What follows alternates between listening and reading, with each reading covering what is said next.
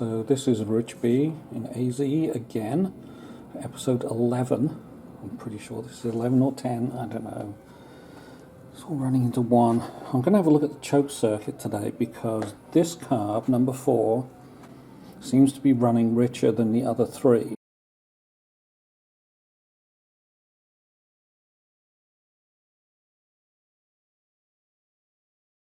Now that I've fixed the needle jets and anything else in there, the one thing I haven't looked at on these carbs are the choke valve. This is the choke valve here. It operates by pulling the chokes open. And as you can see on this one, there is clearance. There is some slack there, so I know the spring is closing it.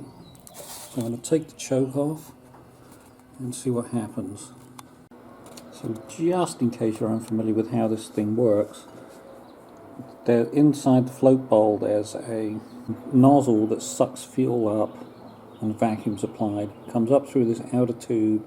It's mixed a little bit with air. There's actually a hole inside the carburetor, which I only just noticed. So there's a little bit of air fuel coming up here. There's also behind the diaphragm, there's an air passage that opens when this opens. So it mixes more air with the fuel that comes up. And it comes out through this hole here and dumps a richer mixture into the engine for starting. Comes in through that hole. That hole also serves as the air inlet for this bit, which is the vacuum tap when you're balancing the carbs, which is important to have the choke off when you're balancing the carbs. So you're just getting the pure vacuum out the engine. Okay, so there's 2 plastic bearings I have to remove here that hold that slider. I think I have to squeeze them in and then slide them out. So I was using the pliers there to squeeze the tips in, then putting this little screwdriver in and sort of just pushing the sleeve bearing out like that. And the whole thing just pulls out of the little retainers. And put that aside so I don't bend it anymore. To get this choke cover plate out, you have to push down on this thing and sort of shove it in at the same time. And there's another one. This is the top, the outside one, the one that's easy to see. And there is another one hiding around the back. You see it? About where my thumb is. The lighting's not good. There's 2 of them. Okay, well that's a bit of a bugger. I was in the process of pulling it out here when it hits this other tube on the other side, so there's no way around it. I'm going to have to split the carbs and take this one off, or at least move it a little bit. So that will mess up the carb sync. I'll have to resync it. Brilliant. This one looks like you can get out. That one's going to get stuck. So you'd probably, if you were doing that one, you'd have to take this one off. Okay, to get these screws out of this joining bar, I'm using an impact with the Phillips head tool in it, but I'm not actually whacking it with a hammer. This is just really good to grip on, and it's got some weight so it doesn't slide out the Phillips head. So I'm just using that and I'm twisting it. It's a little bit stiff to start with, but it works. And there's 2 more on the bottom. Got to get those off as well. When you're separating the carbs, there's a spring right here that's likely to go flying. It joins the plates together, the throttle plates together. Don't lose it. So I actually didn't have to move the carbs very far to get them apart. You can see here where the hole is. It's not very far at all, is it? It just needed that much to be able to get this out. I'm having a look at this now. Let's see, quite indented, the rubber. I wonder if that's where it's leaking fuel in. I'm not sure how well it's showing up, but you can see the imprint. Oh, that's pretty good. I took 2 of them out. I took the number 3 out as well. And you can see the imprint of where it seals against the opposing surface is not concentric, with the pintle in the middle of this valve. So the number 4 is on the left, the number 3 is on the right. Wow. So if these rotate somehow while they're in the housing, they are not going to reseal in the same place. Great. I may have to get 4 new ones of these. This is the number 4 carb, and I'm looking down the choke slot there, or where the choke slider goes, and you can see that hole is not concentric with the ring that it sits on. Brilliant. Errors in casting, well, that's to be expected. So the new parts for the choke came in, and some seals, and now we're just going to install them. So here's the new one. Let's see if that works, next to an old one. Ah, there we go. You can see the big step in this older one, and the new one is nice and flat. Okay, let's put it together. This is the order that it goes in, but I still have to get the little rubber washer out of this end, which I think I can do by sort of pushing it in with a screwdriver. Maybe. Yeah. Pulling it out, so that's the old one out. I'll put a little bit of grease on this one to get the new one in easily. So I'm actually using a plumber's grease. Just put a little grease around this end, and that should help it slide in.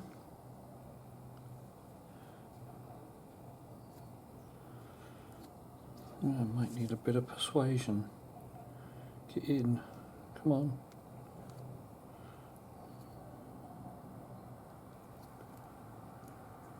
Almost in, there we go. That's one seal in. Right, so I've got a little bit of grease on the shaft. Slide the spring, the old spring back on. Put the washer on. And hold the washer down. Then slide this through the new seal. Like so. And it's assembled and ready to go back in the carb. Right, so this is the part in the carb it's going to go in. There's still some grease on the rubber seal edge. That will help it slide in on here. So just line it up. Press it in. And that is it. It is now in.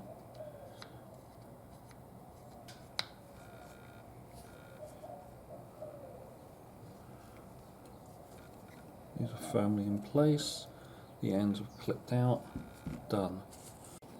Now before you put the carb back on, if you need to replace this fuel rail seal, now is a really good time to do it. Same goes with these T's that join the, there's a vent tube that goes to the air box. Sometimes these break off on the top, and it'd be a really good time to do it now, otherwise you'll have to break the carbs apart later. And then you have to rebalance them again. To make things easier to reassemble, I am going to take off this bottom rail of the carbs. It's just going to make things a lot easier to get back together. Right, so here we go. This just makes it a lot easier to line up the two mating parts. Make sure the throttle plate is closed so you can get it on the screw. And then we'll have to install the spring in here. Yeah, that little gap right there, that's where that spring goes. Alright. That spring can be a tricky little bugger to get in. So I'm going to stick it in here before I put the carbs together. And it snaps in and it's on top of the adjustment screw there. And then hopefully I can use this little screwdriver to sort of push it apart as the other throttle stop goes in. Alright, let's see if I can get this back in. I've done this for a long time. Oh, fell out. Try again. Okay, this is a little tricky, so I'm trying this now where I'm putting the screwdriver in, compressing the spring, and seeing if I can drop it in above, and then I'll pull the screwdriver out.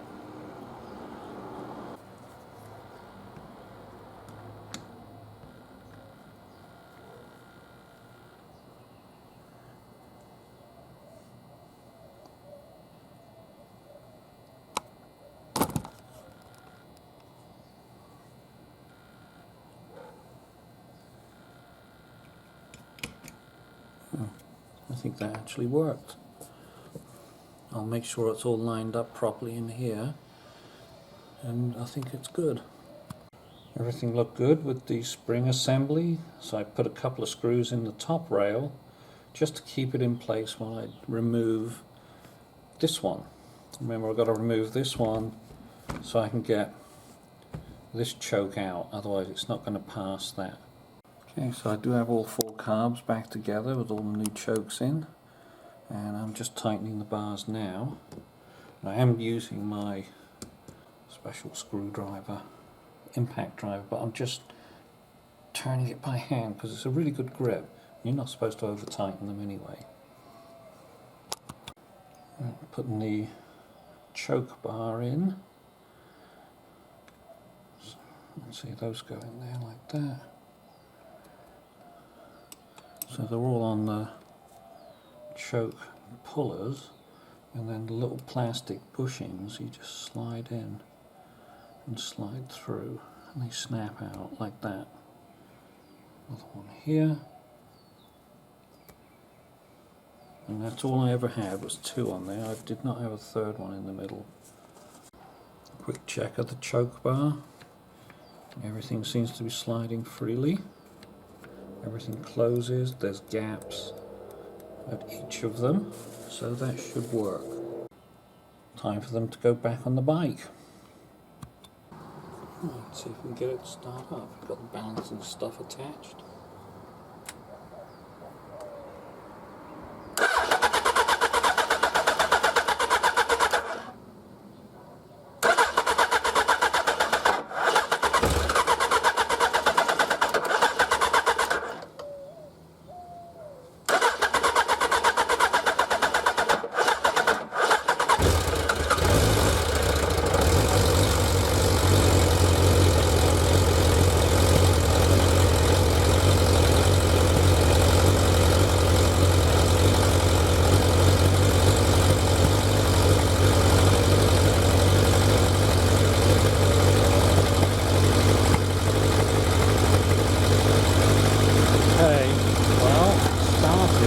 A little rough on the right still, but we'll see how that works out in a minute.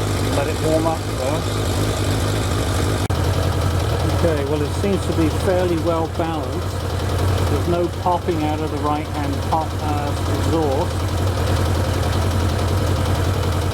I think it may just work. Time to rebuild it.